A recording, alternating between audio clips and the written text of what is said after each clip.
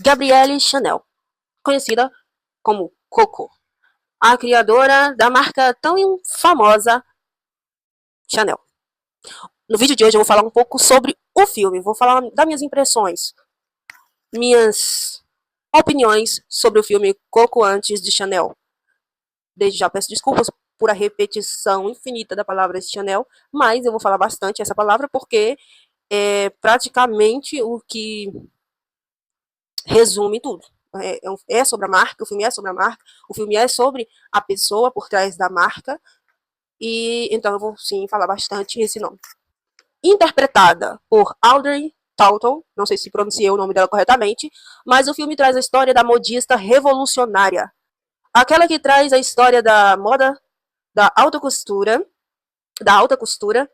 uma nova forma de mostrar requinte sem a necessidade de exageros. Embora o filme inicie com algumas cenas de Gabrielle e a sua irmã, Adriane, sendo deixadas em um orfanato, a história se inicia mesmo alguns anos depois, quando ambas se tornam adultas e começam a trabalhar em dois empregos. Durante o dia, elas são costureiras, e durante a noite, elas se apresentam cantando em um cabaré, que naquela época, que era a Belle Época, os cabarés na França estavam em alta. Então foi ali, naquele local, em que a história, o filme, se inicia de fato. Nós vemos a irmã de Coco mostrar que ela tem um noivo, o Maurice. Tem o sobrenome, mas como eu disse, o sobrenome é difícil pronunciar, então o Maurice promete casamento para a irmã da Coco. E a irmã tem essa ilusão, né, de que realmente vai sair da vida pobre e vai casar com o Maurice, que é um barão, né, um homem que veio de berço endinheirado. E essa irmã, a Adriane, ela até tenta influenciar a Coco a acreditar na possibilidade desse romance acontecer, né? Ou da própria Coco buscar esse caminho também, já que elas vinham de origem humilde, enxergar nisso uma possibilidade de ascensão. Mas a Coco não tem essa ilusão, ela é bem racional. Nesse sentido, ela não acredita em amores românticos. Só que ela conhece o amigo, né, do marido, noivo da irmã, Etienne Balsan, um ex-oficial, mas não somente isso, né, porque além de ex-oficial, esse Etienne, ele é o herdeiro de uma família bastante endinheirada, então ele é dono de um castelo, dono de terras, né, e a Coco, ela enxerga nele uma possibilidade por conta dos contatos. Ele tem contatos, afinal, ele é de uma família ilustre, da família da alta sociedade, ele tem muitos contatos, ele pode beneficiá-las em algo, de alguma forma. Então, logo no início, a gente vê que a Coco ela não pensa em casamento, porque ela vê que é impossível uma pessoa que vem da classe trabalhadora, da classe menos favorecida, entrar em uma família através de casamento, porque tem toda aquela questão de nome, sobrenome, enfim, mas que ela se tornando amiga dele, ela pode conseguir a influência, os contatos e afins. E, de certa forma, para ela seria positivo. O primeiro plano da Coco é, junto da irmã, se apresentarem em teatros, shows, fazer shows musicais, enfim, através desses amigos, desses QIs, né, quem indique, que o Balsam poderia trazer. E ele até tenta, né, trazer para ela, porque a Adrienne decide romper, né, com a irmã no quesito apresentações e seguir com o noivo para a França, onde eles pretendem casar, né? Pelo menos é o que o Maurício promete para Adriane. Nisso a Coco fica sozinha e não consegue seguir a carreira musical. Ela não tem potencial para isso. Tem as indicações certas, mas ela não tem potencial. O Balsan volta para seu castelo, para suas terras, ocorre ali uma despedida e tal. E, de repente, a Coco não é burra nem nada, na verdade, ela se mostra ser bem inteligente. Já tinha sondado, perguntado onde era o castelo do Etienne Balsan. E em determinado dia ela chega na propriedade, dizendo que vai passar apenas alguns dias por lá. E é justamente ali que ela começa a fazer as primeiras vendas dos seus chapéus. Ela começa vendendo chapéus. através de suas observações, ela vê que as moças da época utilizam chapéus com muitas penas, muita coisa. E os chapéus delas são mais simples, né? São chapéus mais discretos.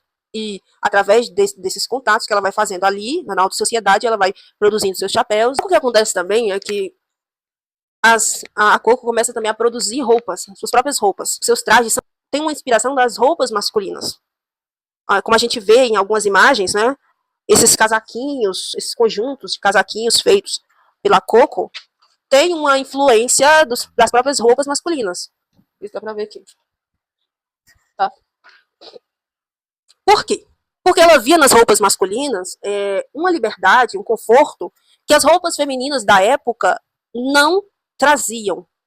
Né? Os partilhos muito justos, as rendas muito exageradas.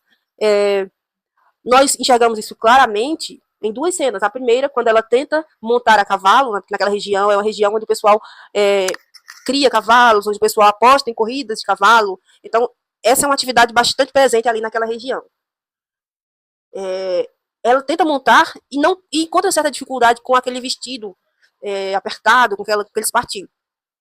Depois ela começa a vestir as roupas masculinas e ela vê que aquela roupa tem uma adaptação melhor para o exercício, para a caminhada, enfim, para a própria existência, né, durante o dia. E a outra cena, quando ela recebe de presente um vestido rosa, cheio de rendas, e ela dispensa o vestido e costura a sua própria roupa, dizendo que aquele vestido mais parece uma cortina do que mesmo uma peça para se vestir. Durante todo o filme, nós percebemos essa inquietação da Coco com as roupas que as pessoas estão vestindo. Ela observa muito isso. As roupas, principalmente as roupas que as mulheres estão vestindo. As joias que as mulheres estão utilizando, os chapéus que as mulheres estão utilizando. Ela observa isso bastante durante o filme. E ela traz o contrário para suas peças, né, para suas produções. Percebemos que a Coco ela tenta trazer o máximo de simplicidade e que ela enxerga na simplicidade como uma forma de elegância e conforto. Enquanto as colegas que ela conhece ali da alta sociedade intencionam mostrar a riqueza através de suas pérolas, Coco prova que a elegância maior está no porte de quem veste a roupa. Então, ela tem sim um comportamento mais sofisticado, uma forma de se portar, de sentar, de falar, de caminhar, né? Sem exagero, sem expressão demais. Ela traz ela é mais contida, né? A Coco mesmo diz que ela só fala quando ela tem algo de relevante a ser dito. E não tem necessidade de estar o tempo todo falando e fazendo e sorrindo sem necessidade alguma.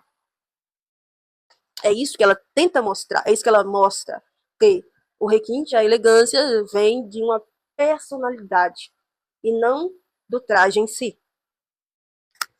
Então eu preciso introduzir aqui algo muito importante. O filme se passa na Belle Époque, eu citei no início, na França.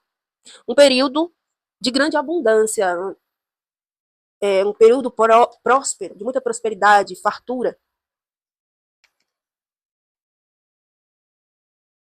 E isso se refletia na moda.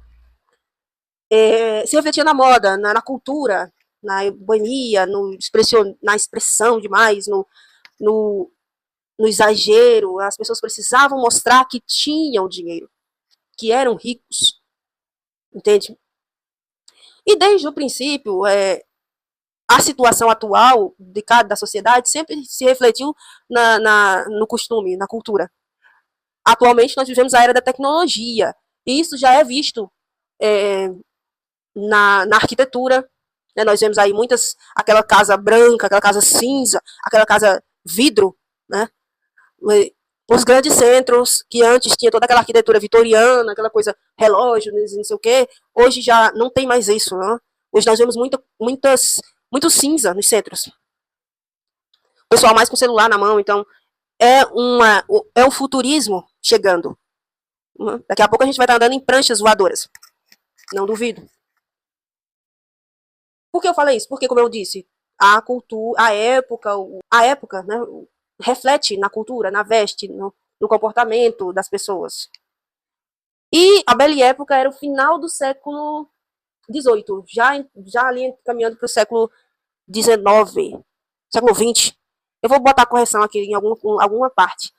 Mas a gente estava saindo desse período medieval, né, de vestidos longos, a gente estava saindo desse período mais antigo, né, onde as mulheres usavam longos vestidos, para uma nova época, onde as mulheres podiam trabalhar, né, onde agora as mulheres procuravam por uma vestimenta mais que se adaptasse a essa nova era, que as mulheres iam entrar nas empresas, que as mulheres iam se movimentar e não ia ficar mais ali dentro de casa. Então, a roupa teria que ser algo mais utilizável, né? Que funcionasse, funcional.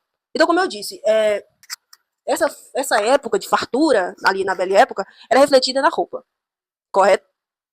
Então, quem mais poderia fazer isso senão a mulher? Porque durante muito tempo, até nos dias de hoje, bem menos, mas nos dias de hoje a gente também tem esse pensamento. Né? A mulher é como se fosse o retrato da família, tá? Então, quem melhor para mostrar ao mundo, à sociedade, a forma de viver daquela família? Por isso que a mulher é mais adornada, em joias, ouro, etc. Para mostrar, olha só, a minha família tem dinheiro, a minha família é abundante. Tá? Então, o homem buscava a mulher pela sua por uma aparência mais razoável, né, para que ele pudesse expor, mostrar a sua fortuna através daquela senhora. E a mulher buscava um homem que tivesse dinheiro para lhe oferecer uma vida financeiramente agradável. Hoje em dia é a mesma coisa, só que não tão exposto, né? Não é tão exposto. Mas fica bastante no subconsciente das pessoas. Por mais que a gente, eu sou pobre, eu não posso querer tanto. Tá, mas o que é que aquela pessoa pode me oferecer?